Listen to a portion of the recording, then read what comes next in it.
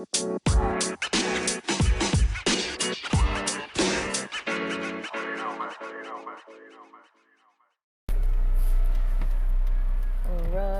party people. Welcome back to the podcast.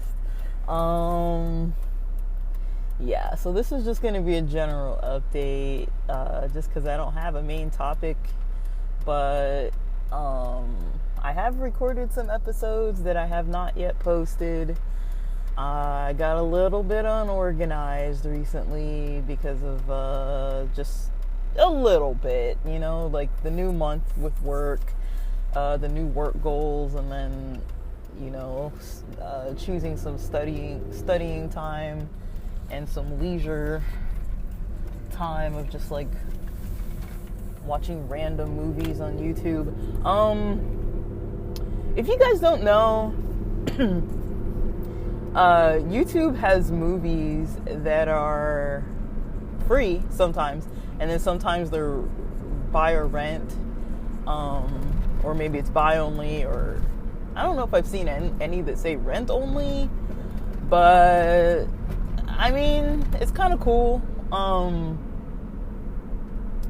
I don't think they're refundable at all if you buy it, unless it's like accidental. Maybe they'll refund you. I've never tried that, but I have it linked to my phone because I have premium YouTube.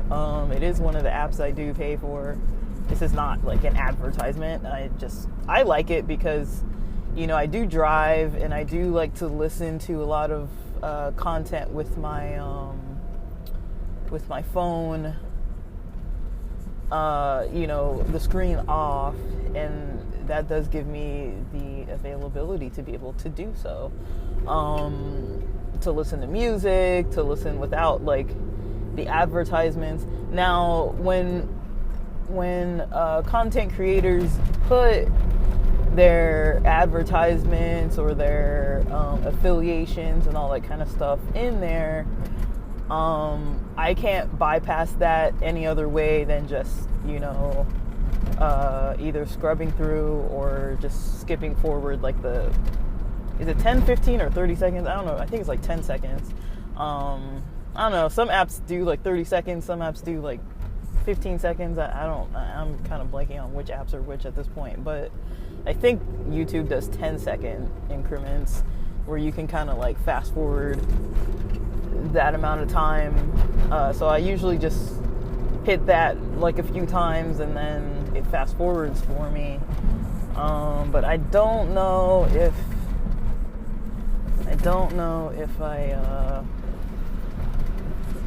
I do anything else. I think that's the only thing I do is just fast forward.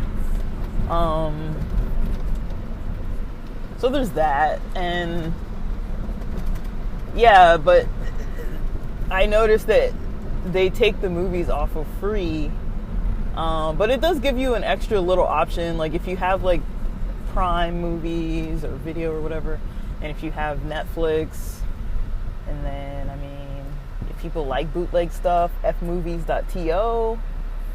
I don't know if I'm supposed to be saying that, but they definitely have a lot of ads. Like, you definitely need like a VPN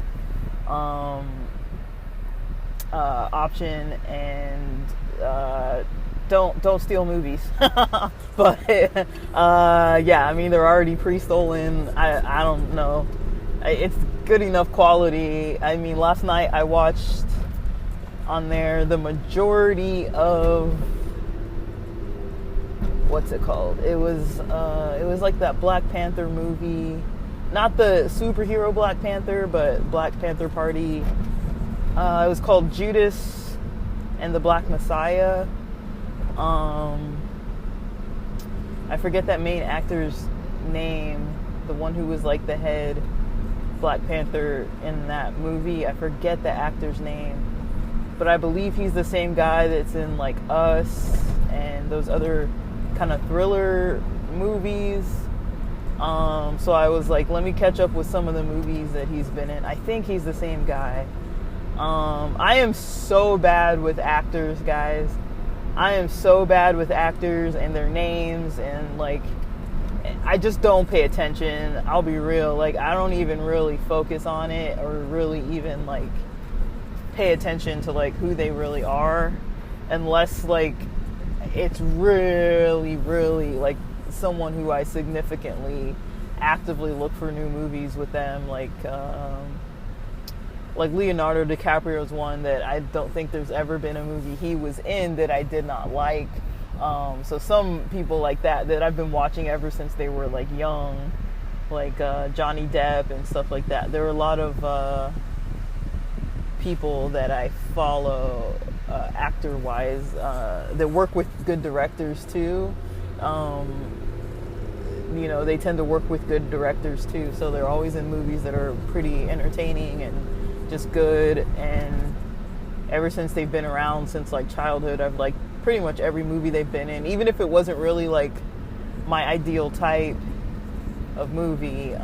It's always been kind of, you know, like certain actors I do know, but I'm not like a lot of people who know like all the like Jennifer Anistons and blah blah blah blah. Like, I don't know. I'm kind of like, I kind of can guess and like wing it a little bit, like a little bit of like match the person to the name or match the name to the person kind of thing.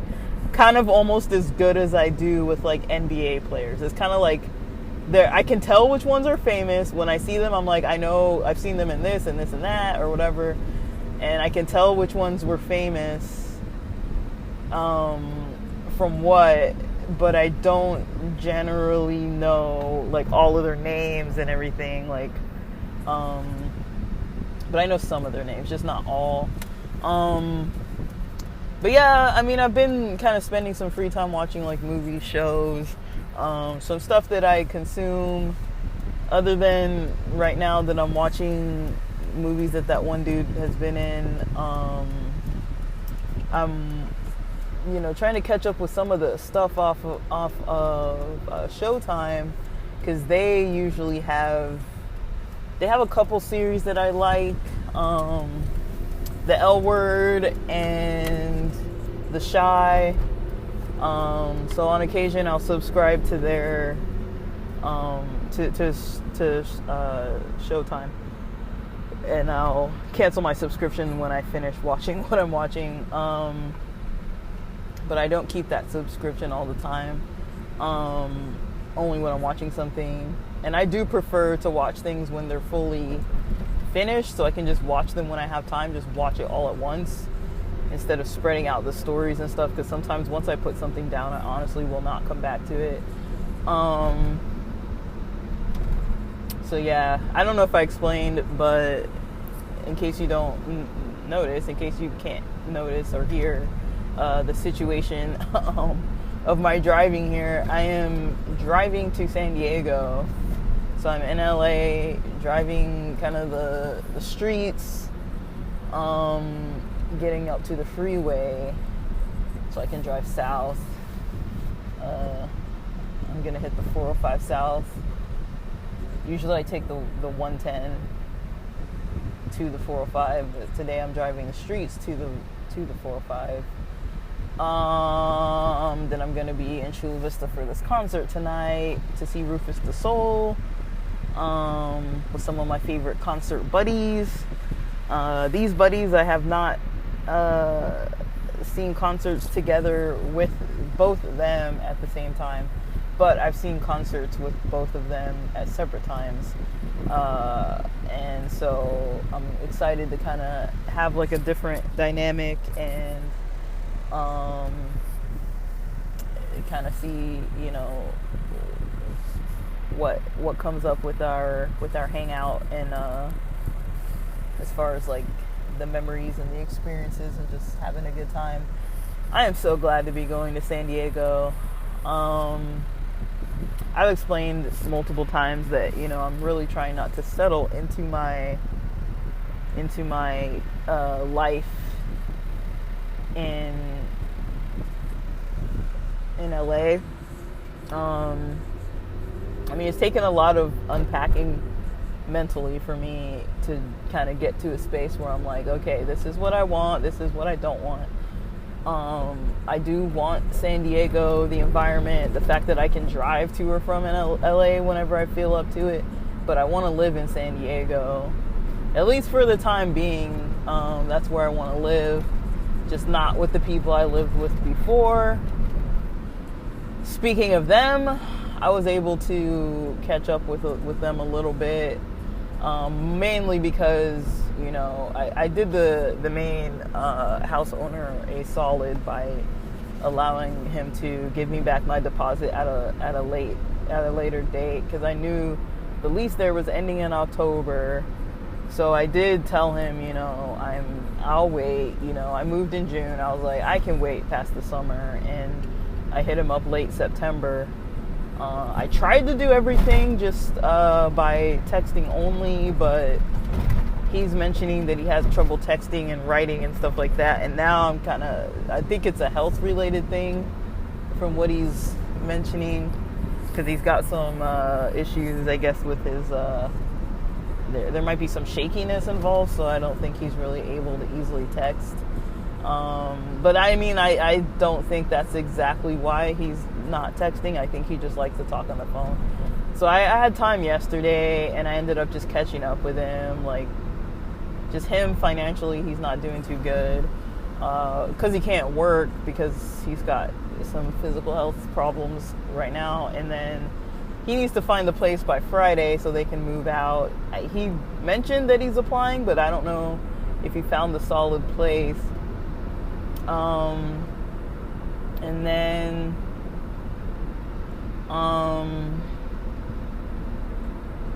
so yeah, he mentioned he's applying, but didn't really find like a solid place, or I can't tell if he found the solid place.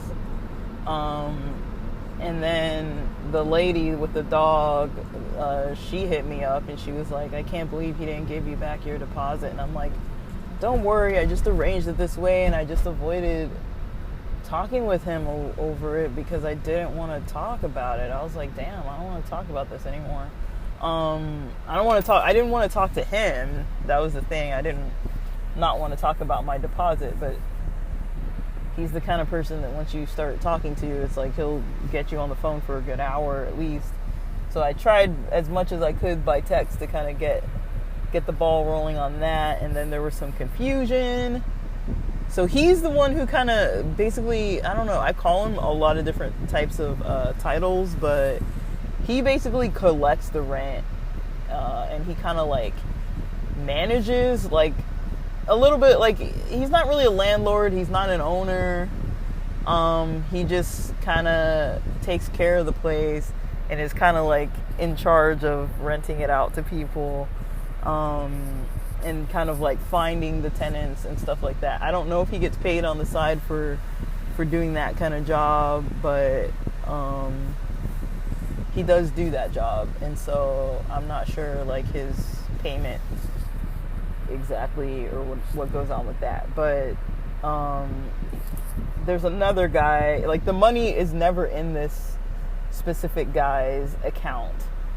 So there's another guy and a lady who they are the ones who own and manage the actual housing property. And so I think one is like the official landlord. I know she's like a Vietnamese lady. And then there's like an African guy. I don't know if he's African American or African. He has an African first and last name and an accent, but I don't know exactly which country he's from. I've only spoken to him maybe twice total. He introduced himself by name, and like he crashed on the couch a couple nights, like it was like a couple years back. So, and I saw his wife once, maybe like a year ago, come and like move his stuff out because he had some stuff stored at the house. So otherwise I don't really interact with that main housing lady or this other guy. I only interact with the guy who I actually lived with in the house, because he lived in that house with us, with the rest of us. And so he's the one I talked to. He's the contact person. And it turned out that they kind of were like, oh yeah, you paid the rent in May. And I was like, yeah, I paid the rent in May. And then I said my official move out date was June 15, but I know I was already in LA by June 10th because I had I was getting my car fixed. I was getting my car registration done and then the car fixed and stuff. So I know I was already in LA by June 10th because my car registration was due June 10th, and I got all the paperwork and everything finally solidified by June 10th, right by the skin of my teeth. So yeah, like that's getting resolved. Just all this little like tying up loose ends, and then yeah, it's just kind of hard to kind of get a schedule going when I've got all this other kind of stuff happening. But it's not impossible. It's not going bad. It's not going poorly.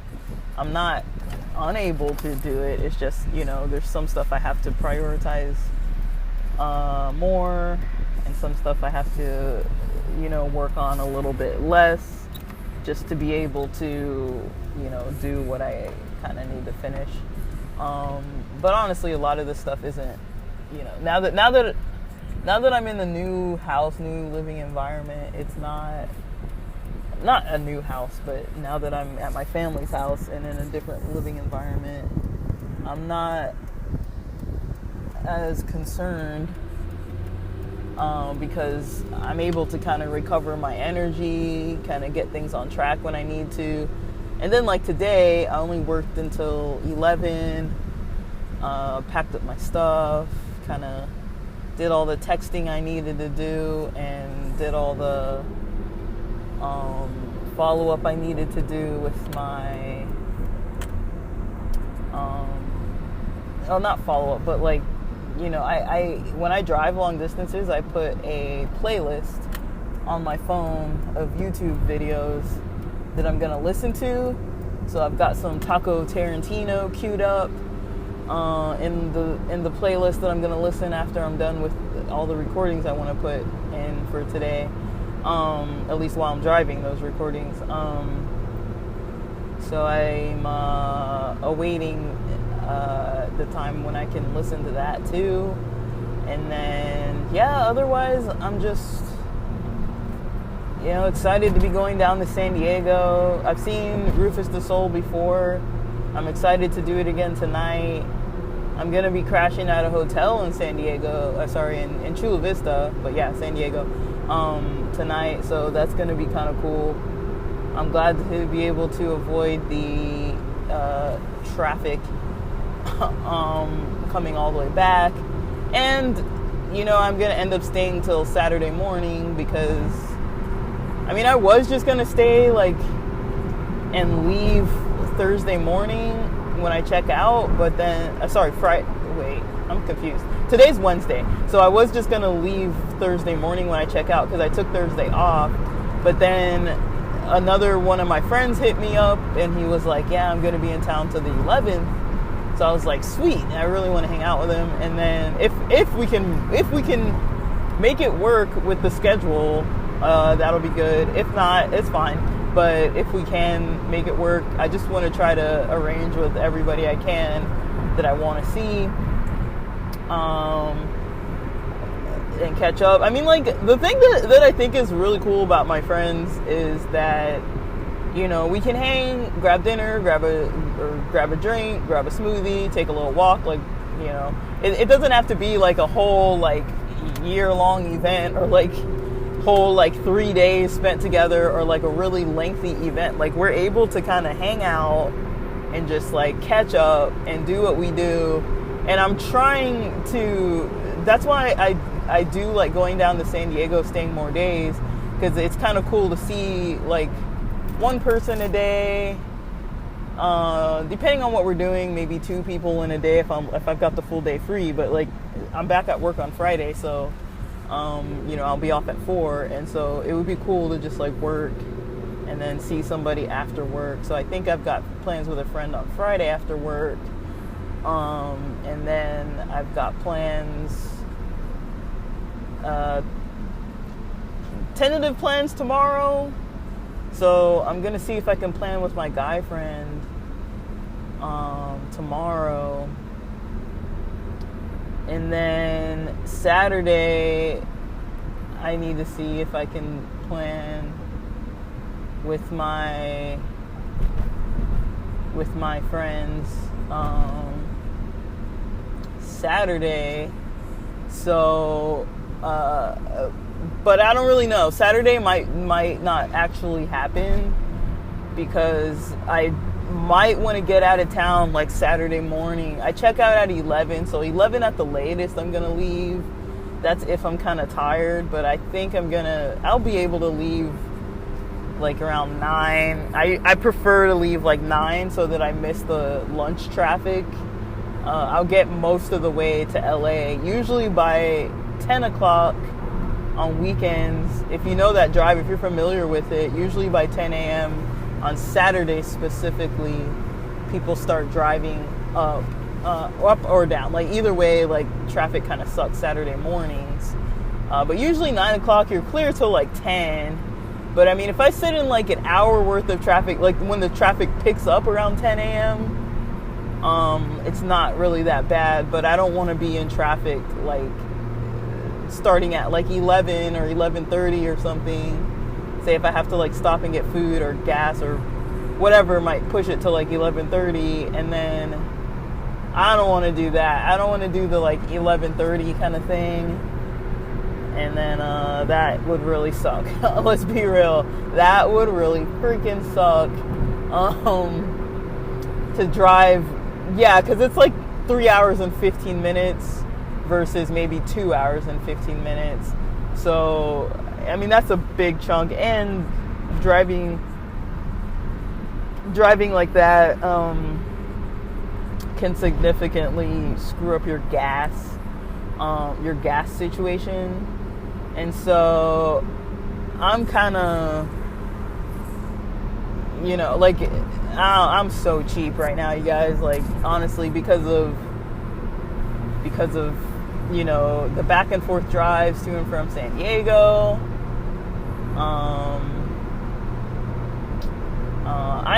I'm not broke, but I really need to do some more budgeting, because this was going to be a one-day trip, and just for my own social and emotional enjoyment, I decided to expand my trip to Saturday morning and instead of leaving Thursday morning. So I am working still too, but I do have to come back to San Diego because we have a paycheck that's about to post, because it's a quarter date, and so every quarter we get these additional paychecks if we did whatever it is that the insurance needed us to do. They cut us, each person, they cut an extra check, not an extra 2 weeks worth of pay, but it's like, it's a little more than 1 week's worth of pay. So it's like, that's pretty good in my opinion. Like after the deductions, it's a little more than 1 week. So it's not that bad, honestly. Like, it's fine. And so that's something to look forward to, but then I do have to drive back. So I like being in San Diego. I just don't really prefer the drive. And then the cost of hotels is not cheap. And then having to deal with the check-in times and stuff. Like, I wish that they had an option where the check-in times weren't like 3 p.m. Because it's like, I mean, some are 2 p.m. Most are 3 p.m. I think, and then some of them I've seen are 4 p.m. But it's like, you don't even get a full day. Like, you should be able to check in. I mean, I understand maybe midnight isn't convenient for a hotel site, but it's like, I feel like if checkout is at 11, why can't you check in at 11? Like, I kind of get, yeah, they're going to clean up the rooms and stuff, but it's like, I do feel like I don't know. Like, I know you can do an early check-in and early check-out, or late check-out or whatever, but it's like, I do everything through Expedia, through the app. I just click the buttons and stuff. It's kind of simpler that way, and so I don't really use any other booking method, just because I've used that for so many years now. It's just a little bit easier for me to just, all my data's in one app for the most part. I don't think I've recently gone outside of that app. But there's that. But yeah, I'm thinking about like how financially, how things are gonna be going in the upcoming future, because this coming Monday, October 10th, is gonna be the start of having Mondays off. I told my work for 16 weeks I'm treating it like a full semester, even though I've been, okay, sorry, so windows closed. Even though I've been, having these study plans and been studying for a while now, I do try to make it, I am trying to take Mondays off so I can study and get further along, and I'm 27% done now, so that's not that bad. I was wanting to be 25% done by this past Sunday, so I already passed that, so that's fine. I just need to, I'm hoping, that by this Sunday, I don't think I'll be 50% done, but I'm hoping by Tuesday, the 11th, since I'll be able to study all day Monday, I hope I'll be close to 50% done. I just don't know what's going to happen, because right now I've got books I'm reading, and that was the first part of the course, was like a lot of introductory and reading of books. So this will be my last book that I'm finishing, and then once I finish this book, I don't really know how it's going to look, like if it's going to be lectures or exams, or I mean, like, it's on there, like there's a syllabus on there, but I don't really know like what the coursework itself looks like outside of the books and quizzes on the books and tests on the books. Like, I don't really know what it looks like outside of books. If it's just going to be listen to lectures, take a quiz kind of thing, that should be pretty fast. If it's just going to be, if there's no tests, that'll be even faster. I don't think we have papers, but I am taking notes on the books, and I am going to go back through the quizzes and take notes off the quizzes that I passed for the other books, because the quizzes are basically in order of the books, of the content of the books. And now that I'm in the last book, I actually have gained a lot of knowledge, and I do understand a lot more thoroughly, like not in like extreme detail, but like a lot more thoroughly. Like I can kind of like understand what we're talking about finally, like what means what, like who in these job positions has what role, like what the role looks like kind of start to finish, and then comparing different like models and stuff of like different theories of how to like do the job. So that at first it was all just like new terminology, new type of content. Just it's the interesting thing is though, with all the side hustle things I've done throughout the years, it's not completely unfamiliar. It's just I never had like terminology and theory and like methods behind it. I was just like testing stuff, and then I would find a method that, like a strategy that kind of worked for me to a certain point, that I saw some results, and the strategies that worked, that got me results that were good enough to my liking, where it was worth my time and energy and effort, I just stuck to those strategies. But like I mentioned before, during the pandemic, a lot of that stuff dried up, because if you're dealing with drop shipping from China, or if you're dealing with a lot of like in-person purchases, like through OfferUp type of stuff, or Let's Go and that kind of, those types of apps, like a lot of the in-person stuff with cash only kind of didn't really pan out. And then a lot of stuff, just it was just too much work to put in, considering that this whole entire time, all these years, I've been working full time. And the job I had before this one, before 2020, 2020, well, before late May of 2020, I was working in another site where I had so much overtime as well and a lot less energy. And so I used this job to kind of do what I needed to kind of get the move going, get the career path change, kind of like started up, and now I'm kind of like in the process of just like continuing all these things, as well as podcasting. But I'm continuing all this stuff. But in the mix, I'm kind of doing a little bit of back and forth. I don't want to call it commute because it's not that consistent. But like I mentioned before, I purchased all these tickets for stuff, and on occasion I do have to go to be in the office in person. So the days when I'm not needing to be remote, I do have to plan to get down there. So I try to make my social interactions kind of timed with the times I'm going to be down there. But I'm not down there every week.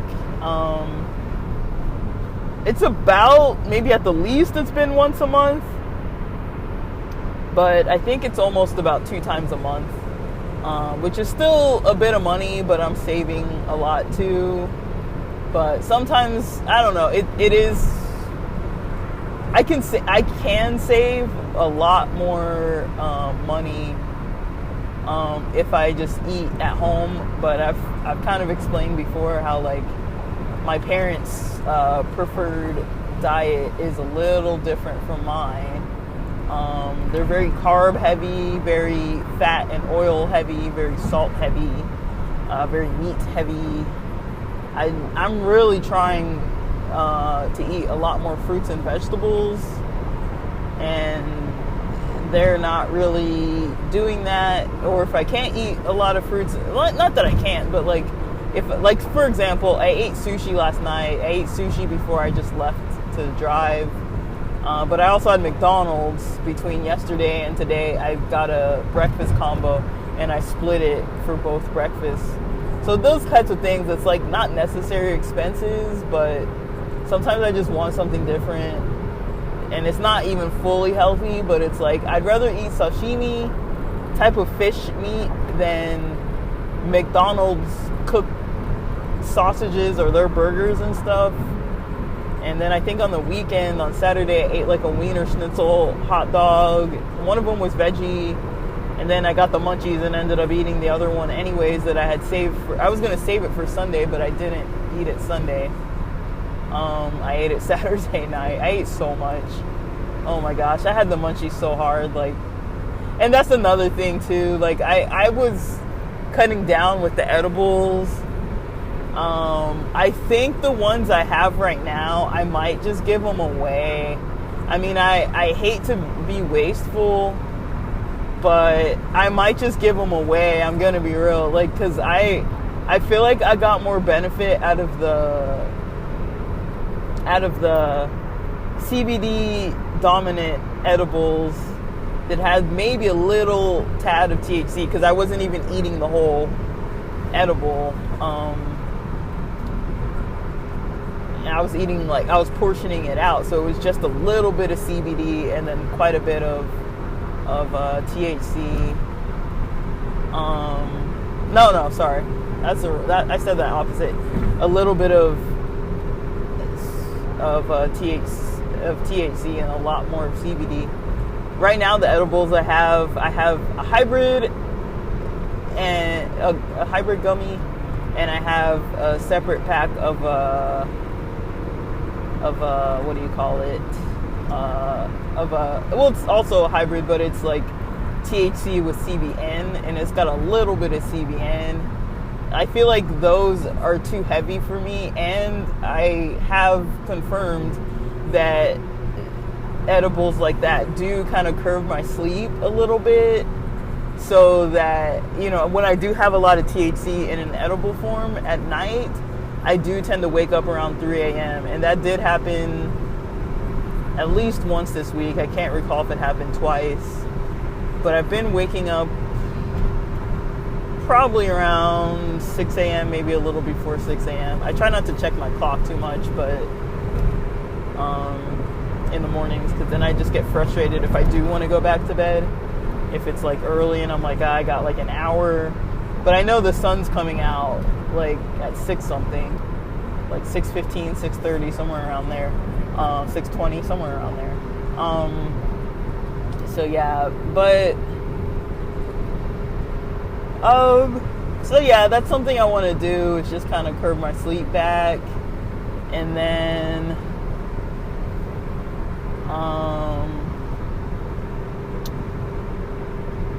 like, you know, with the I think CBD is just a better choice, because I have a THC vape pen anyways. So it's like, if I'm gonna, you know, if I want THC, I feel like it needs to be primarily in a it needs to be in a vaping form, because I can't really smoke bowls or joints or blunts, or can't hit bongs, nothing. Like I can't, you know, no pre-rolls, nothing like that, just because I you know, just where I live, it's not gonna work so easily. Like, nobody really cares, but it's like, I just don't want people involved in that part of my life. Not everybody. And I feel like, you know, if I'm not vaping, it's a little more apparent that I'm smoking something. So I'm really, you know, I'm trying to just keep it to myself, because it's like, it's something I do for night and for rest and sleep.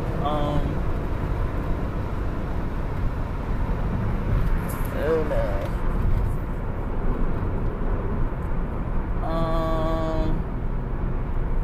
Sorry, I'm smelling something that I cannot tell if this is coming from my car or not.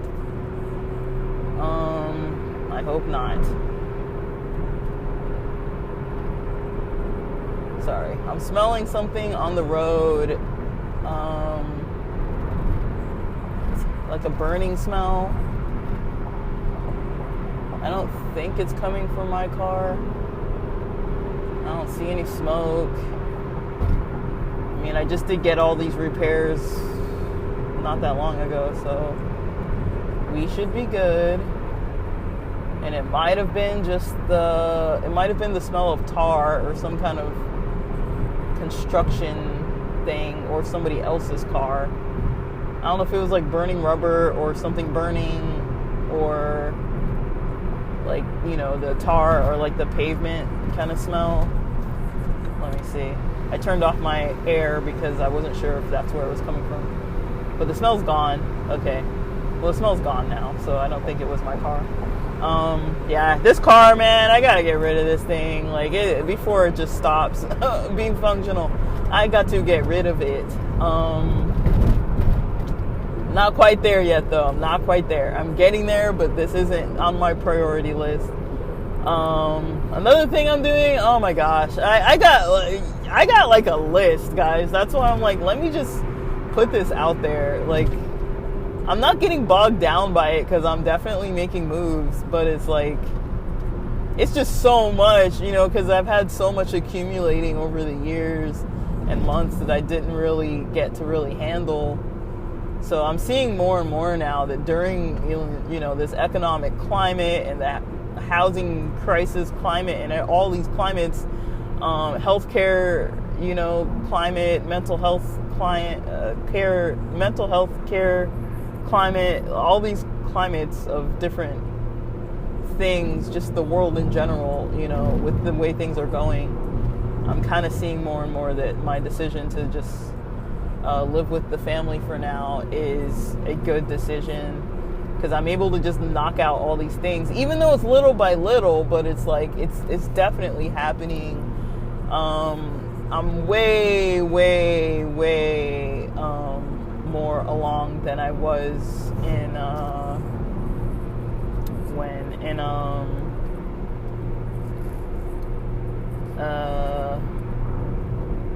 I'm way more along than I was in what sorry, I'm trying to figure out when this was.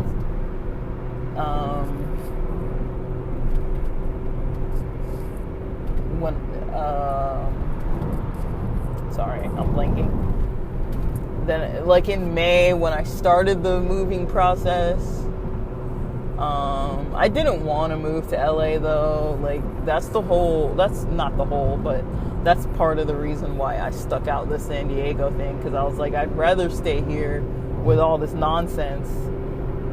But when I realized kind of like what was happening for me, and that, you know, even at the time I moved, like in May, it wasn't even the same climate as it is now. And so in October, and so when I initially moved, you know, or started moving, and then finally moved in June,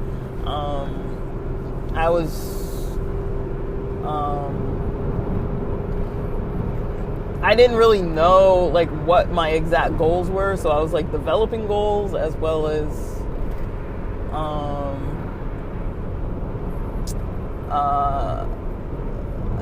kind of trying to get help with trying to develop the goals and get some momentum.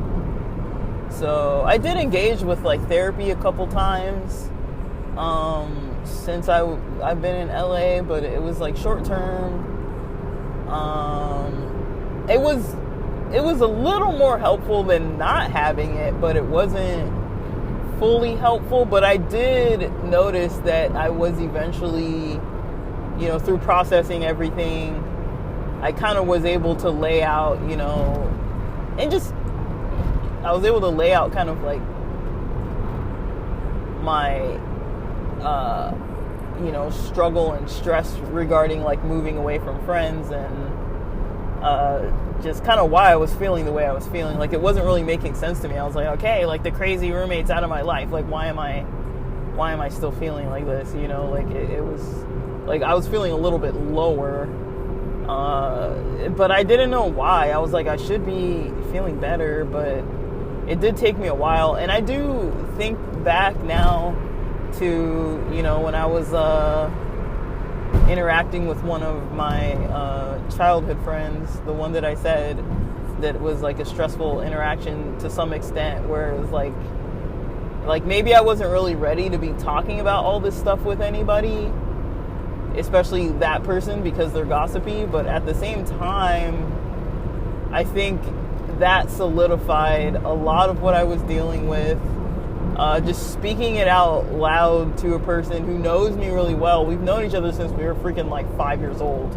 And so just kind of talking to somebody about where we both are in life right now, and how we kind of, not necessarily went wrong, but how we're kind of growing from our decisions that we've made, and kind of getting onto new footing and onto a new path. Different paths, of course, but like in our own speed, at our own times, in our own ways. But I think I'm seeing it a little more clearly now. And I've definitely noticed a change in my mindset. I think the edibles for that, I think the edibles for moving my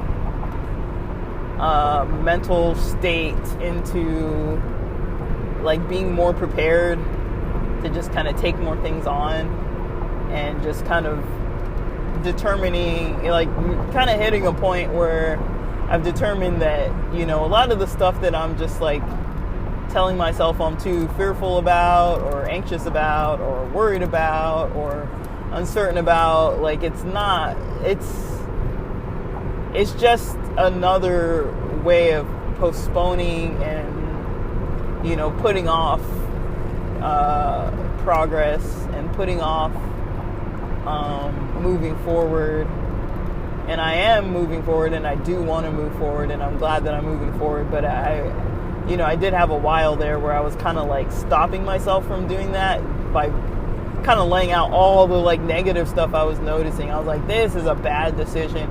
This is going to be another one of those things, you know. But when I started putting things into motion, you know, telling my work, you know, that I need to reduce my days, and that I'm taking these classes, and that I'm going to be soon in an interview process, and once I land an internship, I'll be giving my notice. Like once I started like talking to my work like that, like in mid-September, like it was the weekend before. it was during the week before the 16th, because I remember my mom's birthday was September 16th, and it was before that. So whatever those few weekdays were before that, I had sent the email out to them, and finally the Mondays off are gonna start on October 10th, and so I mean, I'm definitely doing a lot. It's just, you know,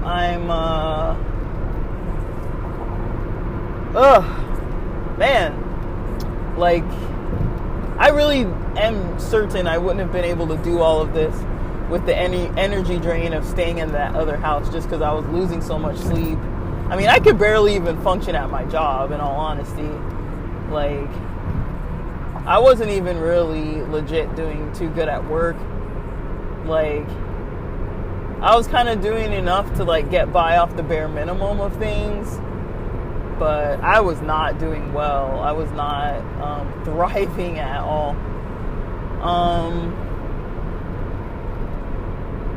And, you know, I was kind of just maintaining what I had, and that was deteriorating at the same time. And so I'm glad to be out of the heck of that. And then as far as, like, I think that's mostly all I've got going on. I mean, I haven't really been too social except for the last time I was down in San Diego. But that is a big difference in my life, because I'm not going out and doing stuff every weekend. Like, my dad was in town for a while, and that kind of limits a little stuff for me, because, like, you know, me and my mom, like, I don't know, my family, we're not big talkers. I'm kind of noticing that, you know, it's like, I kind of came to a realization about a lot of it. Like, not necessarily between me and my siblings, but more so between my siblings, including myself, and then between my parents and siblings. And yeah, how my parents are with us is just kind of like, I mean, it's fine, but I have noticed too, there have been a lot of change dynamics. We're all kind of independent now, so it's kind of like my parents' roles are a little different.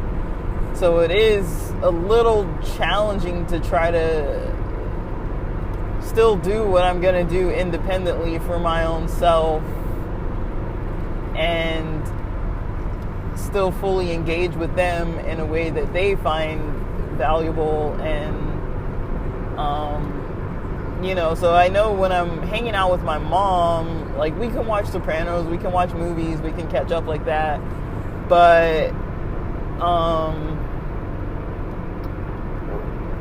when I'm hanging out with my you know, when my dad's there, he doesn't really like having those kind of movies on when he's around the house. He prefers people to just watch that by themselves. Not really because it's like a group thing, but more so he doesn't believe in, you know, R-rated movies or movies with violence or movies with sexual content or basically any movie. Like, most movies kind of have adult content, even if it's PG. I still remember watching that cartoon Madeline, or is it Madeline or Madeline? I don't know, where I think it was like, you know, the one that they have those like yellow uniforms or whatever, and the hat, or if it was black with like a hat, I can't remember, but I think she's like an orphan living in an orphanage or something. I can't remember the exact story, but I think there were like nuns or some kind of like people in charge that were like mean to the kids. And there was a scene in the cartoon where I think this is like an old cartoon, not even, if there's a recent one, it wasn't a recent one, it was an old cartoon where they were like either hitting the kids or whatever. I can't remember what it was. Like, they were doing something with the kids. And my dad walked in right at that time, and it was like, he was not happy that we were watching that and had us turn it off. And there was another time when High School High came out, if you remember that movie, And there was this scene where, it's such an old movie. Basically, the story is like a white guy goes to teach in like an inner city school, basically where everyone's predominantly black in the school, and then he goes to teach in the school, and they were like saying how like, oh, the area is so bad that like the buses don't even stop, so you'd have to like jump on or off the bus or whatever. And it was kind of like a little bit of a movie about his little culture shock experience. And then I think there was like a teacher or another staff that he was like, I think he was into her or something. But anyways, like there was a scene where like it was like a clumsy kind of scene, but like there was a lot of like moaning sounds and like sounds that sounded like they were having sex or something, but they weren't. Like in the scene, they were like running into walls, and like I think there was like a fish tank involved, and so you would hear people just like making all kinds of noises. And so I think my dad came from like another room. This is so long ago. This was like, we rented this from Blockbuster, so this was a long time ago. So my dad came from another room, and he just heard in the background what sounded like sex going on for a while in a movie, and he came and was like, yeah, you guys need to turn this off. But this was like way back when we still lived over by LAX, so it was like either early high school days or even before high school. This was like so long ago. But yeah, and so that happened, and then yeah, he was in town, so like I kind of just between him, you know, not really being cool with like a lot of types of movies and stuff, like the only kind of movies or shows we can really watch that he kind of likes are like, other than sports, those judge shows, and I do like those judge shows, and then Family Feud. Like we would watch a lot of Family Feud during dinner. A lot of it was Steve Harvey, but I think there were some older game shows too. It was like a game show channel. I don't know what the heck. But that kind of stuff. It's kind of like, I don't know, unless you're really into that kind of stuff, there's only so much you're going to watch, right? And so for me, it was like, okay, I was just doing more of like creative stuff while he was in town. And then he left. And so, yeah, but I was kind of realizing the other day, I think it was yesterday or a couple days ago, that like, yeah, with my folks, there's not really a lot of open communication about our lives. I kind of have my own theory about it. It's kind of a couple theories I have that are kind of like ideas that are kind of connected to each other. So one thing is that, you know, like I don't think my parents had the best of like maybe healthy, or definitely not wealthy, but I don't know if they had the best of like healthy upbringings on some emotional ends of things. They both seemed like they were independent pretty early on, but that's not uncommon for the age range that my parents are. Like for their generation, once you're like 18, 19, 20, you could kind of make it on your own. So my folks both met in college, but my dad was my mom had been working too, my dad too. Like they have a history of like just work since they were like at least adult age, and both finished high school. And I don't think my mom finished her bachelor's degree, but she was going to school at a certain time when I was around like 7th grade, 5th grade, somewhere around there. She was always interested in business, and she did go to school for a while, but I think she just didn't like the way she wasn't at the house kind of taking care of us. Like we weren't like bad kids, not like that, but I mean like, you know, I think she preferred to have a closer eye on us because she did a good job just kind of making herself available. Maybe not fully like emotionally available, but you know, if we were sick, she could pick us up from school. If we forgot our lunch, she could take it over. Like, Yeah, stuff for like school projects. She could take us shopping for that, and then like chaperoning us when we got a little older, like to and from like the mall and all this kind of stuff. Like, I mean, yeah, and then like around to like church events and stuff. Like, I mean, she like growing up, my mom has always been like way more involved in my life than my dad, and so like, you know, I would see her every day of the week, all the time, and just interact all the time. And even if it was just like, you know, casual interactions, but a lot of times she was like, I remember like she'd be like zoned out watching TV kind of stuff, like unwinding, because, you know, she was taking care of us all day. She'd be the one who would wake us up, get us dressed, make breakfast. There was a time period where we would make breakfast when we got a little bit older, but then like we didn't always do that consistently. But yeah, breakfast in the morning, and she would make dinner at night and prepare our lunches and stuff. Like, my dad would cook too, but he never always fully cooked. And then I remember I used to say that I liked my dad's cooking better than my mom's, but I feel like my dad would cook like on occasion. Like, he used to cook growing up. He would cook like on Sundays sometimes, or like he would get like Saturday, you know, we get a big meal, and you know, for our late lunch, you know, after church, if there was no potluck, and we'd usually eat lunch as a family on Saturdays, and then, or we'd go out to eat on Saturdays and usually have leftovers from the meal and have them at night or whatever. Like, Saturdays, I don't think there was usually dinner being cooked, or we would go out with our friends at night and eat that way. And then Sundays, I think my dad would usually cook dinner on Sundays.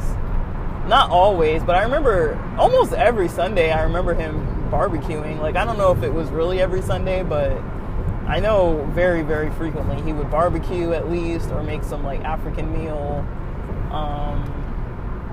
But very like, you know, barbecue meat kind of based stuff.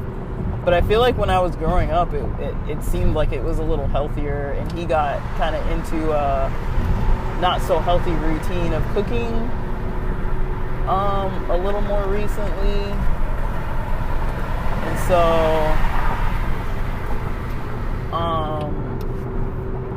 I noticed it around maybe the 4th of July when he made some food, and I was just like, whoa, this is like so salty, I almost can't eat it. It was really salty. And so just things like that that I'm kind of noticing is like, it's kind of a little complicated when I fast forward to now to try to like interact with the family, because like, you know, before it was like, okay, a lot of us, even when we were working, we didn't really have money like that. Like, it was like little paychecks, making like $7-8 something an hour. It wasn't a whole lot of money at all. And then like, yeah, working that amount of time, and then like, yeah, like I said, like 7-8 hours or whatever. And then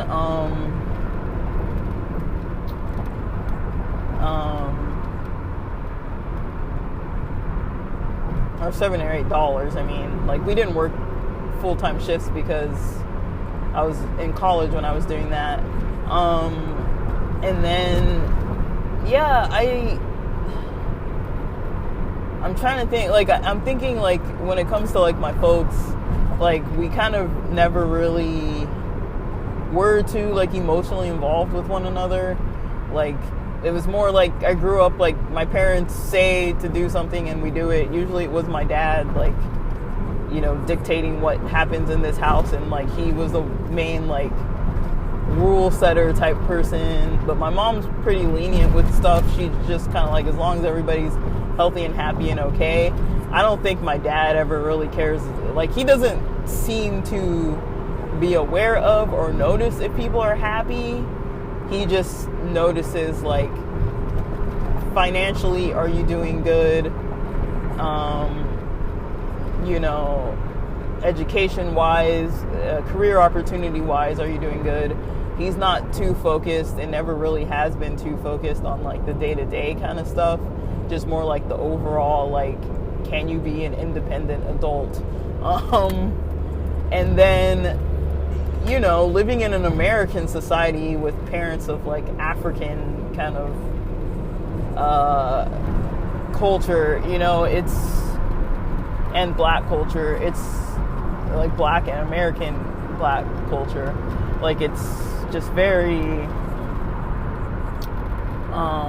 interesting to kind of see all the dynamics at play when I kind of see like, okay, like I'm in the setting where I'm almost always the minority just because of how I've landed in my career and where I've landed as far as like living environments and places like that, like places I've lived, places I've chosen to live. I've never lived around people who looked like me or had the same background as I do or anything like that, really. Like, not the majority of the people. Usually that's another minority that I'm usually interacting with. And then, yeah, as far as, like, just general, like, my parents, like, you know, like I mentioned, they weren't raised very wealthy. They both had families with multiple siblings, 2-parent households, but, you know, small households. It's not like they had, like, massive housing. And, you know, my grandma's house, where my mom grew up, I remember my grandpa being there when I was, like, young. I was very, very young. My grandpa was around. I was probably younger than 5, probably like 4 or something. And I think I remember the night that he passed away, but I don't remember 100% if that was exactly what happened. There's just a night that I think I remember. I remember his funeral vaguely. I remember where I sat and kind of what the setting looked like, but I don't remember way too much.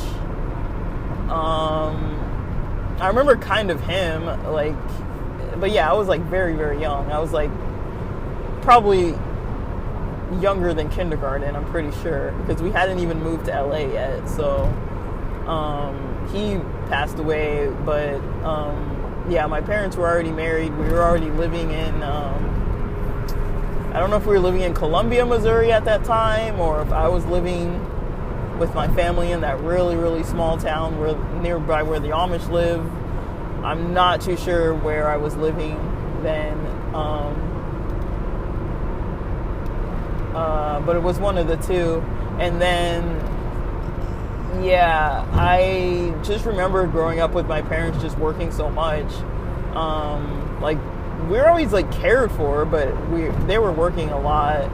And, you know, there is like a bit of an abusive history, somewhat in my family with some family members and my parents as well. But I don't think they would identify it as abuse. Like, when I talk to them, they're not like, oh yeah, that was abuse. But definitely it's stuff that, you know, nowadays would be reportable. So it's like, in my opinion, it was abuse just because of how it affected me. And I do think that, you know, I mean, my sister, her being so much younger, she didn't have the same experiences as me and my brother. She's about 8-9 years younger than we are. And so by that point, they were a little more settled and older and mature. And I think they were able to kind of get under control whatever the heck it was that they were kind of not controlling at that point. But yeah, it's never really been like a super comfortable household when my dad's been around, just because like we couldn't just do whatever. And when I say do whatever, I don't mean like, you know, like cussing out your parents or whatever. Like, we were always like a respectful household, respectful to one another. We got along good enough, but I do think that the history that we have together, and whatever history that my parents have of their past that led them to kind of be the way that they were in those younger years. I mean, there's something that made them affected to be that way, and so, or to even like allow certain things to be happening, like they were kind of that way. And so I notice, I'm aware, but I don't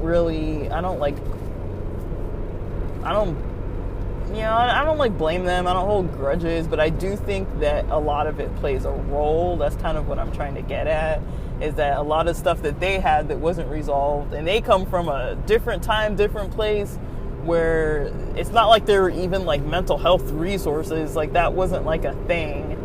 And then, they give birth to these kids. They become these kind of like hippy dippy, half hobo kids that they raised. They couldn't really care less about like a lot of the like material related stuff. Like I kind of know what I need to do as far as like comfort levels and my own preferences of what I want in life, but I wouldn't say I'm very materialistic. I don't even care, honestly. Like I've slept on the floor. I've rented out like office spaces to live in instead of like actual like housing, just because it was just what I preferred. Like none of it was like, oh, I'm like in such a bind that I like have to do this way. A lot of it was just like, like why? Like why buy like a bed frame and a bed and like a box spring and all this heavy stuff that I can't move by myself. I always knew I was going to be moving around a little bit in San Diego, so I was like, I want to be able to just dip when I need to. So I never really had like a whole lot of stuff that I needed to be like caring for, and that just gave me peace of mind, honestly, just because I was able to just like do what I needed and like when I needed, instead of being like, oh, I need to wait till somebody can move me out or whatever, or till I can afford like to pay like movers or something. Like I never had to deal with any of that. It was like, I need to leave, all right, let's leave, like let's go, pack up the car, let's go. Like, and it was never, I mean, the time that I did need someone to help me move, it really helped very well. And I was able to kind of like manage everything. But yeah, I do think a lot of what my folks kind of went through, kind of makes them pretty silent about their past. Like I don't really know too much about their upbringings. I mean, my dad has made a comment before saying like, things that are in the past, I don't see the point in like bringing it up. Like, and that, as well as like, like I have a lot of family on my mom's side, but I know up until probably like near my great grandma's 100th birthday,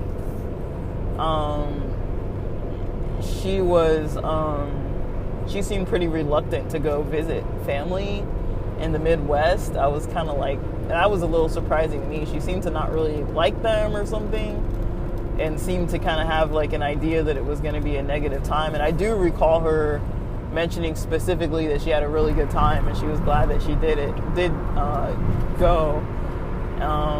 And then, because I had been the one reaching out to like, I don't know who, like certain aunts or uncles who were kind of telling me about what was going on.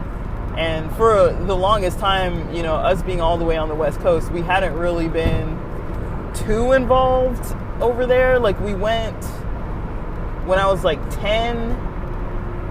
I don't remember because I remember it was the summer of my 10th birthday, and we went again when I was like, I think all the way up until when my great grandma was 100.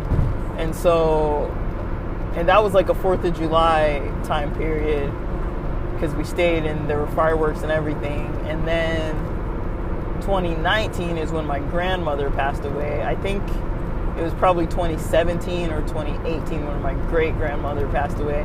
and she was like 105 or something like that. So yeah, I want to say it was like 2013, and then when I was 10 years old. Other than that, my grandma stayed at our house for like a month or two, and we had some other family members stay with us, and like all kinds of family members on my dad's side staying with us, and then like here and there for like a month or two at a time throughout my childhood. So like we got to know some of our family members, but some better than others.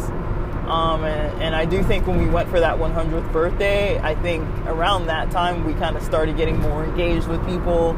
And around that time, you know, people had smartphones. I was able to text and everything. And so it was just a little more convenient keeping in touch. And then, yeah, I'm just, I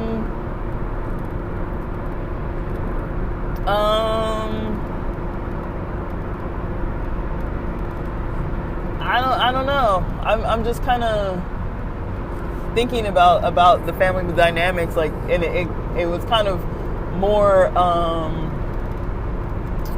apparent to me that there was something that had changed with the dynamic of things more when my dad was in town this last time.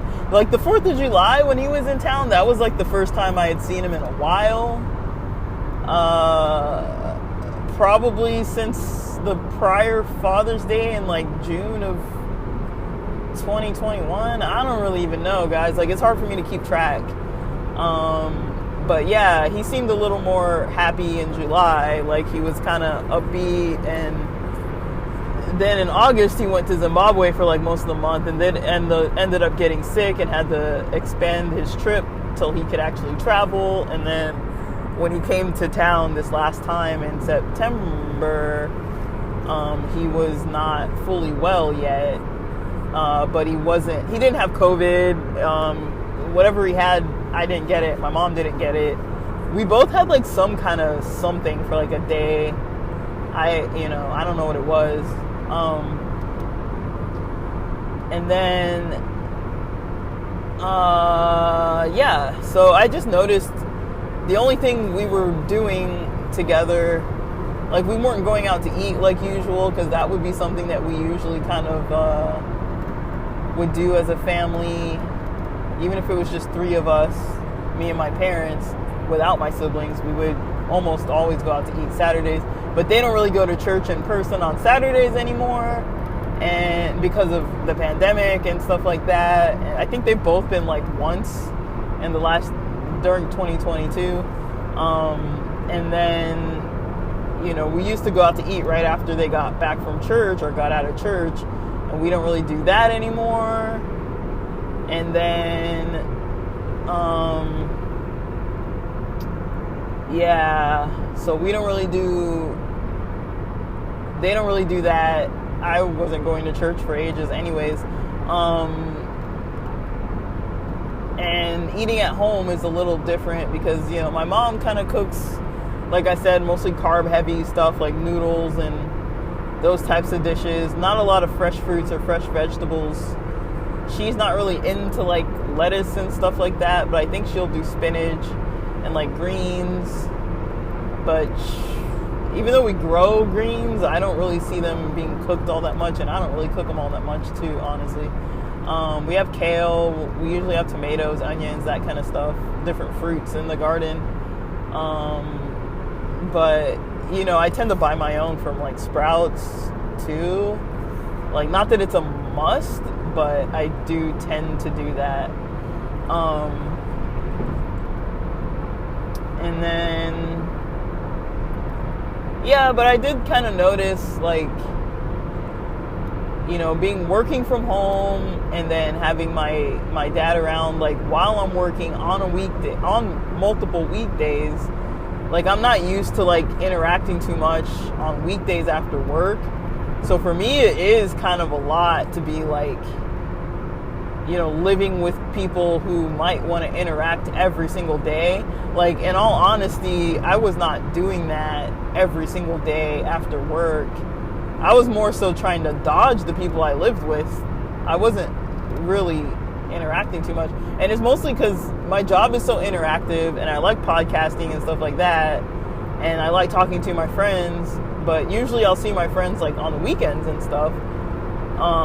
And then usually during the week I'm just like focused and then trying to unwind. So even if I'm spending 1 or 2 hours with somebody watching something that maybe I don't really want to watch, or having a meal that I kind of just really don't want to talk, or just would rather just watch some other thing or catch up on something else that it's like that I might not want to share like with everybody in the family or whatever, it's kind of hard for me to just be like, oh yeah, let's eat dinner tonight every single night, as well as having food that isn't really my preferred types of meals. Not saying that my parents have to cook what I want. I'm just saying, like, I can afford to buy my own food. So I do kind of buy my own food sometimes, and then I just kind of eat that. And I just kind of want to be alone sometimes, so I just eat my food just by myself. And I like to eat earlier. Like, I know my parents sometimes, when my dad was in town, they were eating at like 8:30 in the evening or at night or whatever. And I was like, dude, like, I'm off work at 4, so sometimes I'll even eat as early as 4. I rarely eat later than 8 p.m. That's very, very rare. I'm usually eating by 5, maybe 6:30 at the latest, but usually by 5 I'm already eating dinner. And so it's kind of hard for me to be like, oh yeah, let's eat, let's eat more dinner, It's like, yeah, so I did kind of make some arrangements that, even with when my parents would cook, when my dad was in town, I would kind of just eat a little snack with them. Like, I'd snack on whatever they made, because there would be leftovers anyways. So I'd eat like a piece of the chicken and then maybe a little scoop of like the veggies or something. Like, I eat some of it, but it was like, if it was like too oily, too salty, too much like non-natural types of seasonings and stuff, like, I'm not, like I mentioned, I ate McDonald's recently. I've eaten Wiener Schnitzel recently. It's not that I don't eat like unhealthy food ever. It's just that, there's just, I don't know. I'm just, part of it is that I don't really want to fully be there hanging out like that all the time too.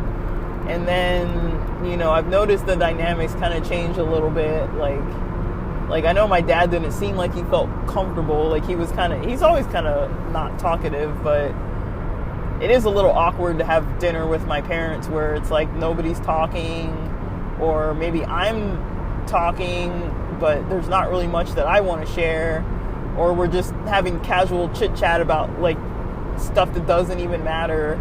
And then I know my dad would usually just eat and then like leave the table, and to me it felt like the discomfort was like coming off of him in waves, but I don't really know. Like, it was just kind of like socially like an awkward setting where it's like, okay, like, we have nothing to talk about. I remember one meal where I was like, literally it was just me and him, because my mom thought she was getting sick, so she was in like the living room eating, and me and my dad were just like sitting at the table eating, and we didn't even really talk the whole time. And I was kind of like, that's a little weird, but I was fine with it, because there's not really much about my life that I really feel comfortable sharing with them anyways that they don't already know. And for my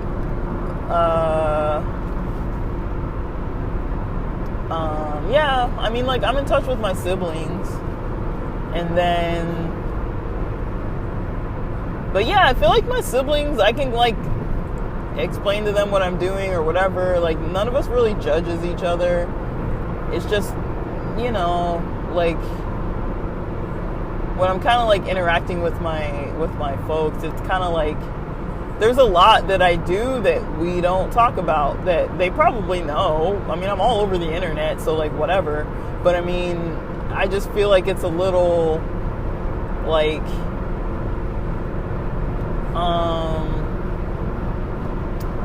I don't want to be like, I don't know, I'm just kind of that way. I just don't need to be around people every single day, especially because I am around them like enough. Like, I don't live by myself. Even before I moved, I wasn't living by myself. For me, sometimes it's enough just to see somebody in the kitchen in passing, or just be like, hey, what's up? and that's it. And like, I don't need to like be talking all day long, like deep conversations like that, and just the fact that my having a very social job kind of wears me down. That's another thing where I'm just like, I really just don't have the energy to be just like interacting like that all the time. And then, when I am free, I like to be podcasting or studying or talking to my friends and catching up and stuff, or just online screwing around and not really just like directly involved with some other person about their situations or their problems or whatever. So I'm hoping with this new job field, hopefully some of that will change. I hope some of that will change, that some of my social energy for family and friends will maybe change a little bit, that I'll be able to like tolerate hanging out with people a little bit more, different types of people, because there are a lot of people that I'm really just having to just not interact with, just because I can't justify, having any kind of like anything in my life right now that I just don't want to deal with. The stuff that's already there that I have to deal with, that I don't want to deal with, that's the extent of what I'm dealing with. And then all the other kinds of stuff, if it involves like social situations that I can avoid, I'm avoiding them. And so I'm just trying not to be a jerk about it. But I'm happy with the decision, but I know, I'm trying to be flexible too. And if a time comes where some of this way that I'm socializing has to change with some of the toxic relationships, if I'm able to either not tolerate the toxic aspects, but kind of just do my own thing within the social realm a little bit more, and not be exposed to the toxic part of it. I'm more than willing to kind of do that. Like I've mentioned before, I'm not really trying to write people off completely, but it's like I do not have energy to be losing my focus right now, to lose my momentum right now, to lose my motivation right now. I really don't want to get any other setbacks that come from outside of myself, unless it's just something that can't be helped. But anything that can be helped, if it's not like a car problem or some weird thing changing at work, or just like, stuff like that you can't really like predict fully,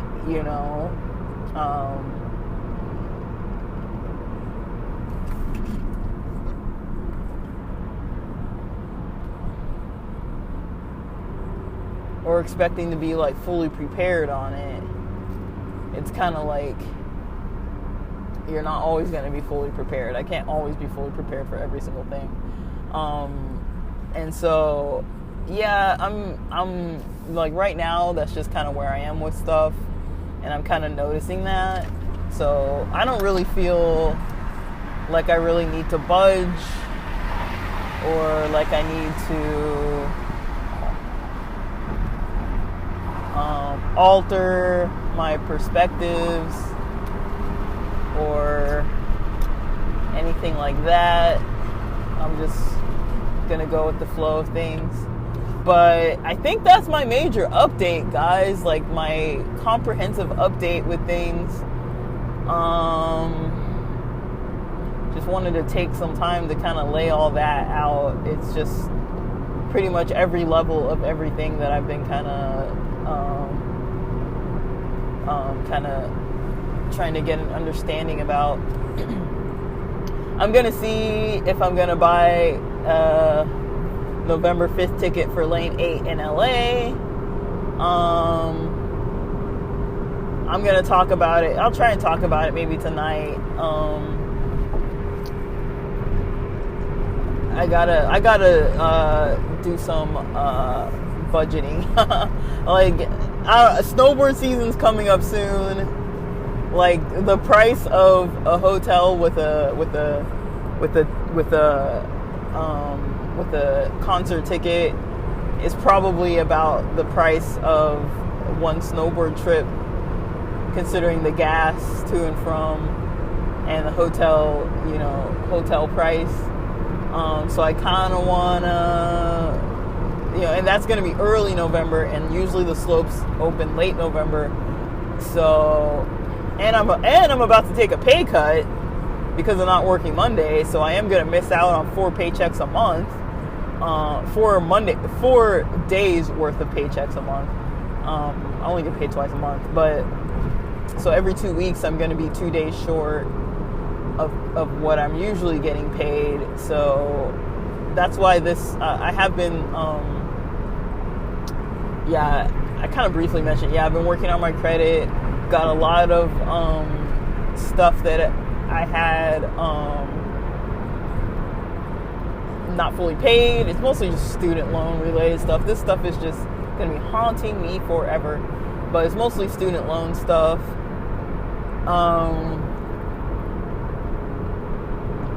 But otherwise, I'm kind of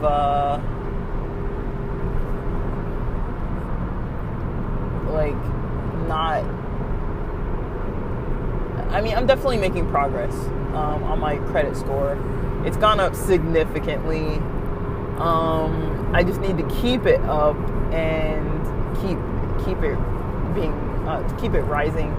And so it's a slow process, but it's getting where I need it to be. And then once I get it exactly where it needs to be, I'm gonna still try to make it higher. But I might be in, like, I'm feeling like once I start the internship in about 3 to 4 months time after that internship, I should be set to move back down to San Diego. Unless the prices hike up again, like even like 3 or 4 times more. But at the moment, as things look, I would be able to afford a $2,000 apartment. That's a lot of money, but if it has to come to that, I could land a job that would start me at a pay rate near being able to afford that. And so I think I'd be happy with just that. And that's why I want to finish the school part, because once I finish this school and training part of my life, I'm gonna be able to kind of move forward with stuff, just to be able to do what I gotta do. So I'm happy with my decisions. I'm happy of how things are working out currently. And it's just a long road.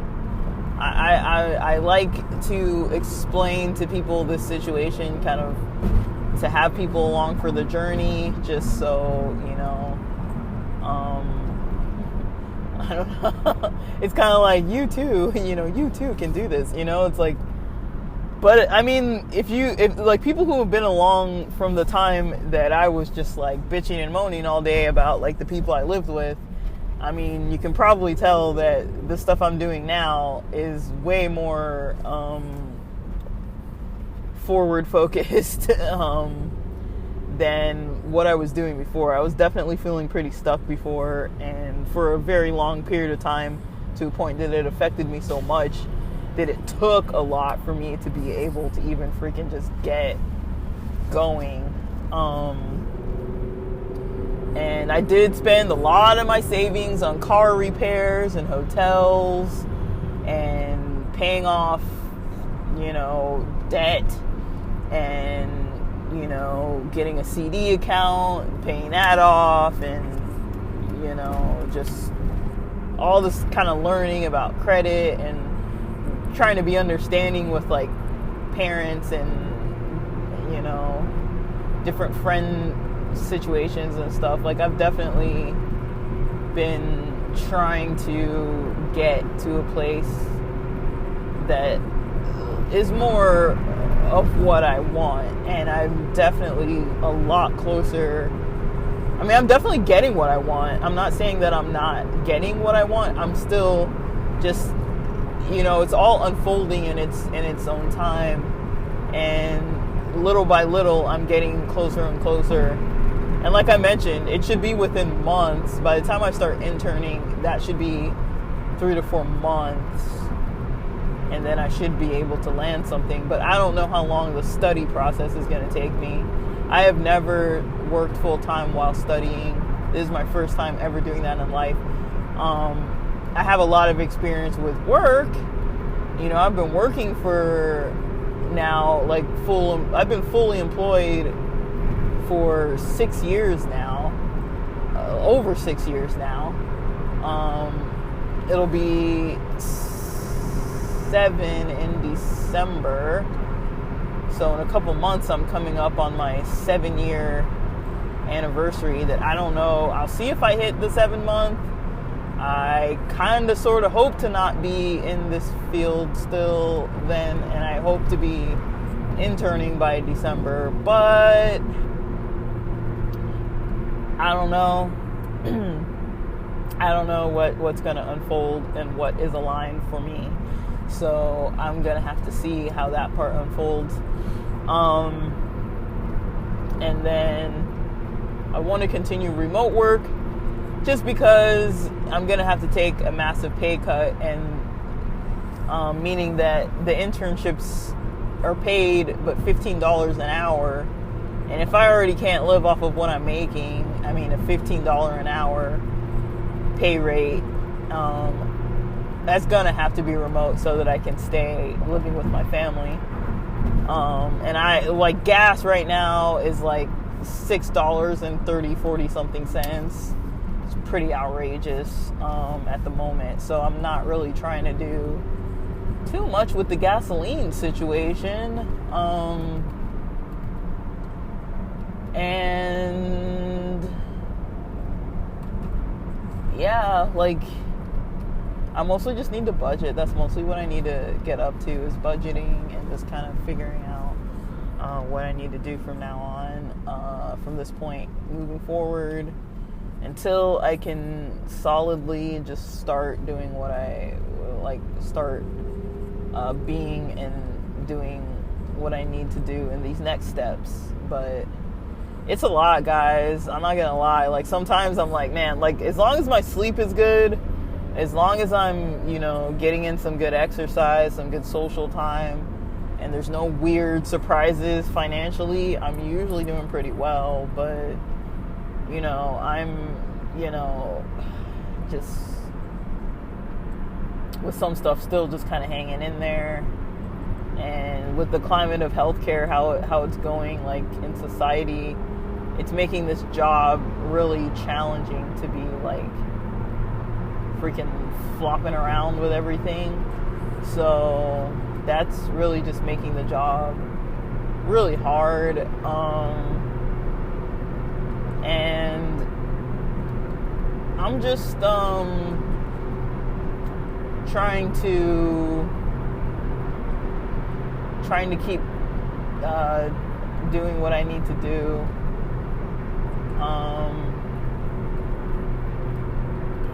Trying to keep my head, focused forward,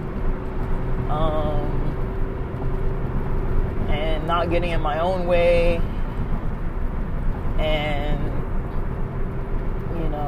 kind of laying it all out. I do like to do these update episodes because it does kind of put things into perspective just all at once of okay, every time I do one of these, it shows kind of where I'm at and what's going on with me or for me,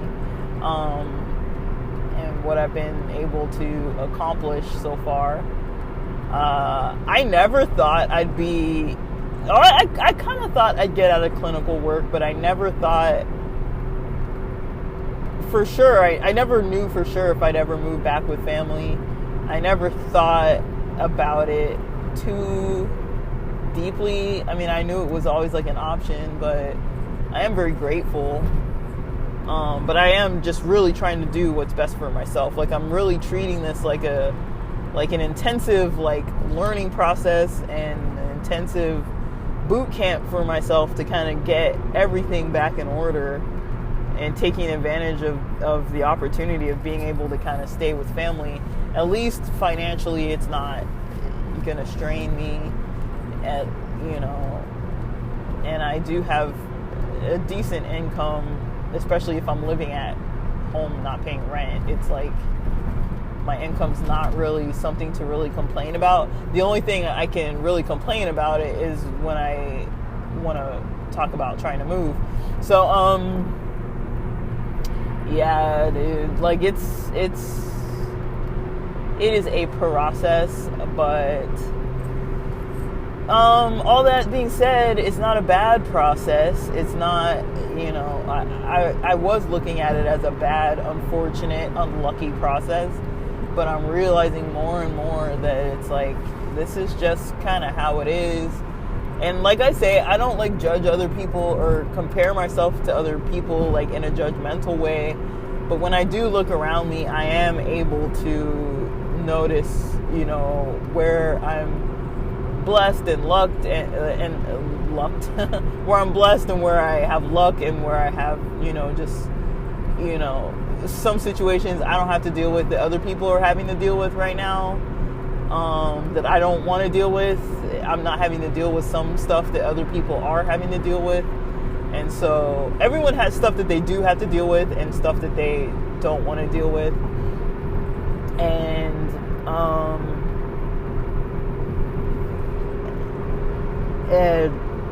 stuff that they prefer.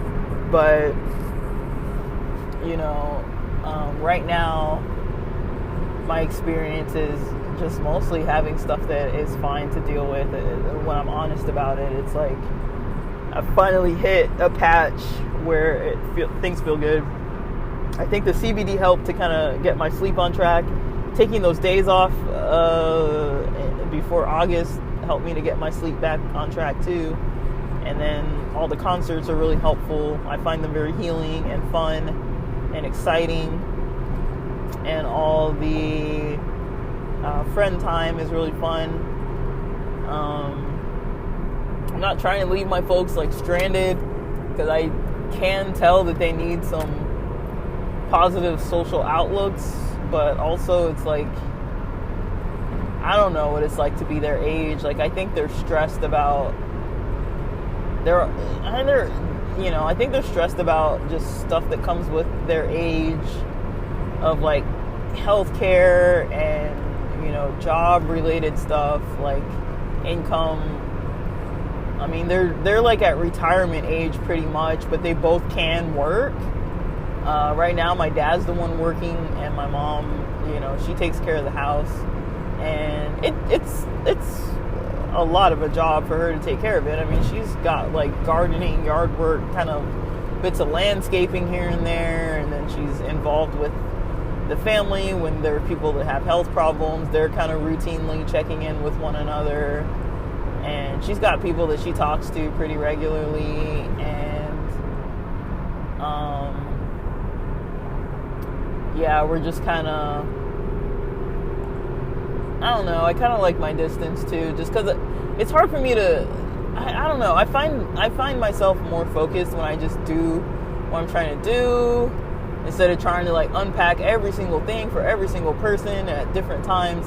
Like, I really like talking to my San Diego friends about like my life goals and stuff, but when it comes to like my parents, I'm kind of like, I don't really know, like, if they really care or mind. Like, there was a point where they were like, they want us to be doctors and all this kind of stuff, but now that we've all kind of chosen our career paths that we were going to be in, me and my siblings have, like, they don't really seem to be too involved, and that's fine. I mean, they always let us know, like, if you're ever trying to do, like, go back to school or do, like, a career change or something, if you're ever trying to do anything like that, then it's perfectly fine to kind of, like, move back home and, like, get things back on track. And, like, they don't even care if we live outside of the house or inside the house or, like, of their house or whatever. Like, they don't really care. They're not really, like culturally, it's not really a hang up for them. They're not like, you're 18, you should be out, like, because you were 18 a long time ago, and, like, you're supposed to have your own thing and your own stuff. And, like, no, they're not really like that with any of us. And so that actually helps to know that there's that backup there. But I mean, I like living my life the way I like living it, and I like having so much independence that I've never really wanted to rely too much, just because I know they're very conservative individuals, and they're very they're just conservative and not bad. Like, I think they try to understand, but I can tell there's a lot of stuff that they just maybe do not understand, even if they try.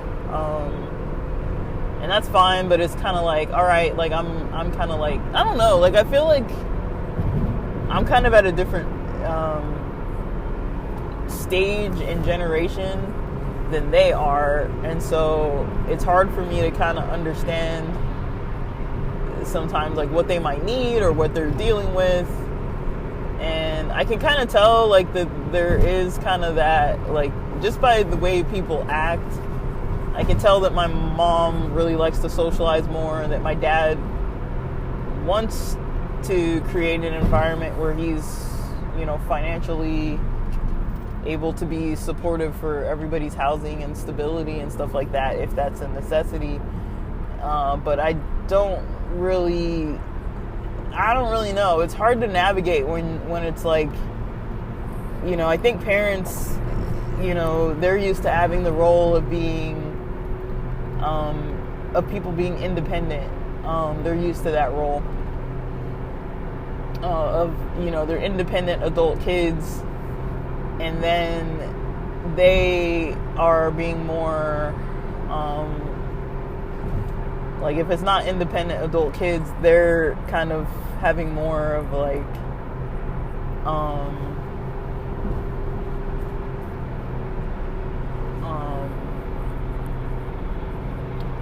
like their roles kind of changing a little bit as well, because, you know, there's not so much, like, I can cook if I need to cook. If I want to get my own food, I'll do that. If I need to go somewhere, I'll go do that. If I need to afford something, I'll do that, you know. My folks, I know, like, I think the thing that I've kind of depended more on my mom for is more like whenever I was getting car repairs, for her to kind of like drive to like meet me, so that I didn't have to like pay for an Uber back or whatever, like just to kind of get the car to the mechanic, and then take, like, she could meet me to like bring me home. But other than that, and then she cooks dinners a lot. Like, we'll eat dinner sometimes together, but just lately I haven't been like very sociable, just because I just don't want to. Like, it hasn't, I'm not like holding a grudge or anything, I just don't feel like it. But that's just kind of how I am. Like, I'm usually focused on my own stuff. I don't really focus as much for other people to be fulfilling stuff for me. Socially, I have a pretty big social circle. My mom was mentioning the other day when my dad was still in town, she was like, I think it's hard for people in their 30s, like, for you guys' age, to like socialize and meet people. And I was kind of like, And I was thinking about it, and I was like, I don't know, I don't really find it that hard. I just find it hard to meet people who are in the same mindset of wanting to get to know each other, interact, hang out, develop relationships, and like consistently take the time, effort, and energy to really get to know one another. I feel that way more, but I don't know. Like, I'm not really bothered. It's alright. I'm now 28 miles from Chula Vista, so I'm closer, whole hell of a lot closer than I was. So that means I've been recording a very long time, and luckily, you know, the weather over here, ever since I got near like Oceanside or so, or Lucadia area and up there, like, the weather, San Clemente, I think near San Clemente, the weather is a little more foggy.